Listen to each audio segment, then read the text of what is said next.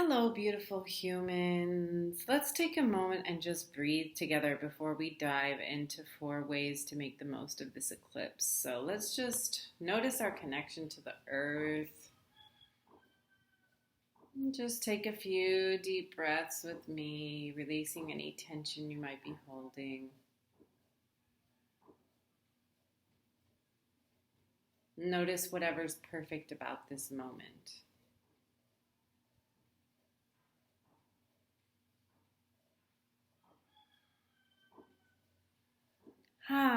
Great. Thanks for doing that with me. It's so important that no matter what we're doing or what spiritual practice or next thing that we're learning, that we always just start where we are. So the eclipse is coming up, and eclipses are very powerful portals of spiritual advancement, and they're also indicative of what is to come over the next 6 months.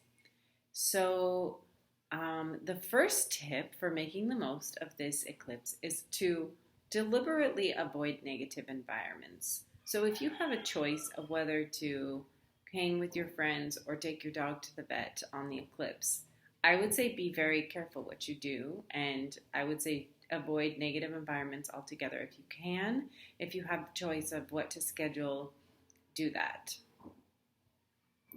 The next thing is just to pay attention in general to whatever's going on and just make the right choices.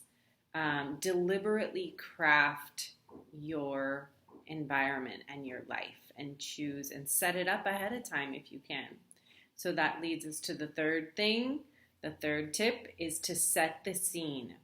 So for me, this eclipse, I'm going to my friend's house. We're bringing stuff to make fresh juices. We're going to have tea. We're going to lay in hammocks. But we're going to be planning our women's group for the next 6 months. But it's going to be very luscious, and I'm doing this intentionally.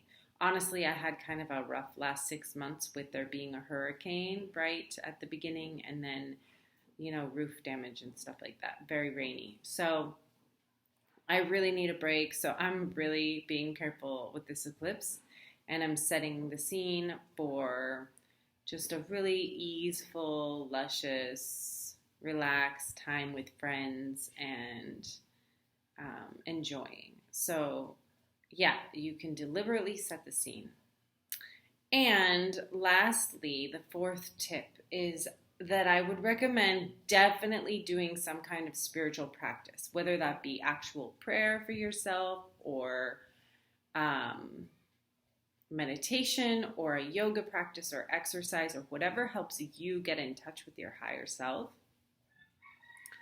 I would definitely make the most of it during the eclipse portal. And if you can calculate the exact time of when the exact eclipse is for you, that is the most powerful. Of course, we feel the effects many weeks before and many weeks after. It kind of ripples out, and especially like a week before and a week after, we're definitely in that portal time. But right on the eclipse, your prayers, meditations, whatever you do during that time the benefits will be amplified. Also, the negative effects will be too. So just be careful what you do. And that is what I would recommend as to how to make the most of this eclipse. So we are dreaming this collective reality together. And so let's dream of something peaceful and something abundant and sustainable for all. And the best way to do that is to start with yourself and to be sustainably abundant and luscious and at ease, beginning with ourselves. So that's the most important thing we can do. Thank you for tuning in. I love you and happy eclipse portaling.